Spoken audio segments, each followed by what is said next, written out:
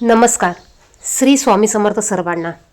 बघा, आजच्या व्हिडिओमध्ये आपण श्रावणातील शुक्रवारी जीवतीची पूजा कशी करायची, अगदी सोप्या पद्धतीने पूजेची माहिती आणि पूजेची मांडणी आणि संपूर्ण माहिती या विषयावर पाहणार आहोत.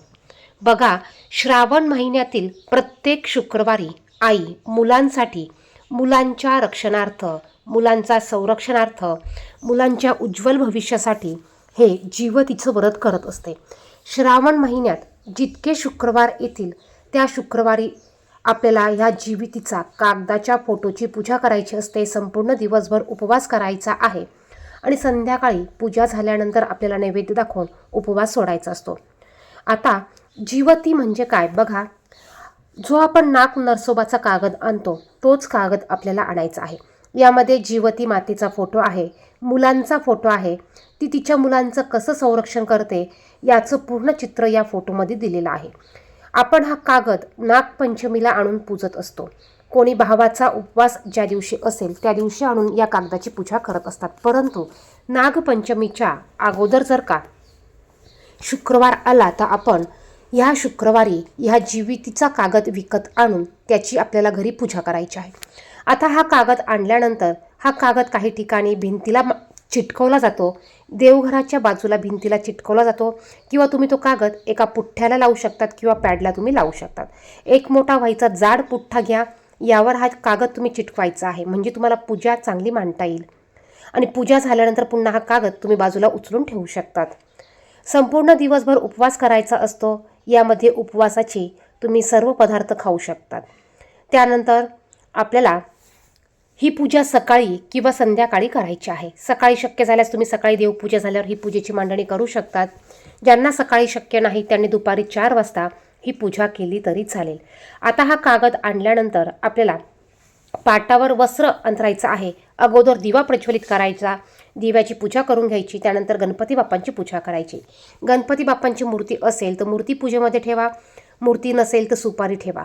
थोडेसे तांदूळ घ्या, जोडविड्याची पानं घ्या, त्यावर आपल्याला मूर्ती असेल तर मूर्ती ठेवा. गणपती बाप्पांची प्रतीक म्हणून सुपारी असेल तर सुपारीला आधी पाण्याने अभिषेक घाला आणि मग सुपारी ठेवा. गणपती बाप्पांना हळदी, कुंकू, अक्षता, फूल अर्पण करून घ्या. गोड खोबऱ्याचा नैवेद्य दाखवा.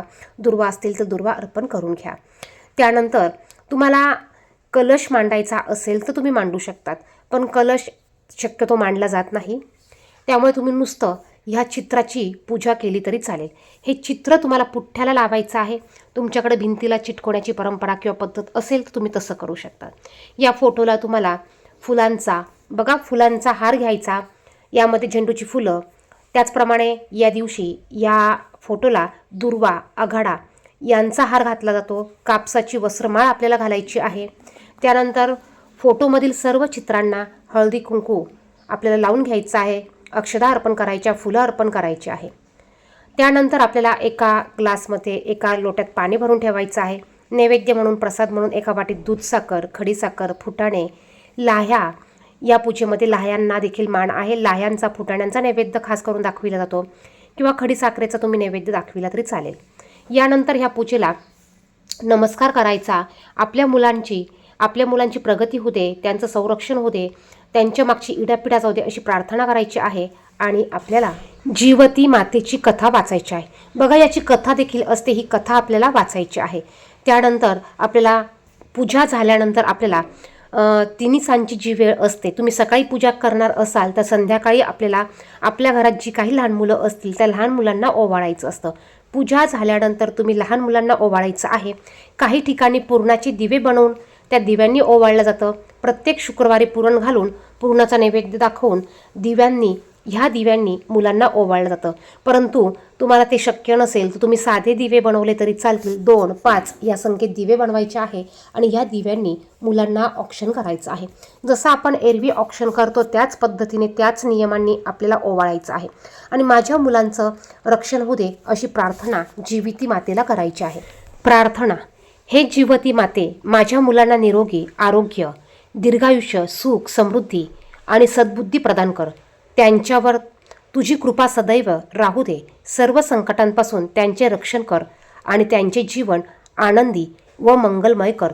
ही प्रार्थना आपल्याला करायची आहे. त्यानंतर हे जे काही दिवे आहे, हे दिवे दुसऱ्या दिवशी तुम्ही एखाद्या झाडाखाली गोळा करून याचा ठेवू शकतात किंवा गाईला तुम्ही खाऊ घालू शकतात. या पद्धतीने आपल्याला जीवितीचं व्रत आपल्याला श्रावण शुक्रवारी करायचं आहे. जेवढे शुक्रवार येतील तेवढे शुक्रवार हे व्रत करायचं आहे आणि शेवटच्या शुक्रवारी याचं अगदी साध्या सोप्या पद्धतीने उद्यापन करायचं असतं. धन्यवाद.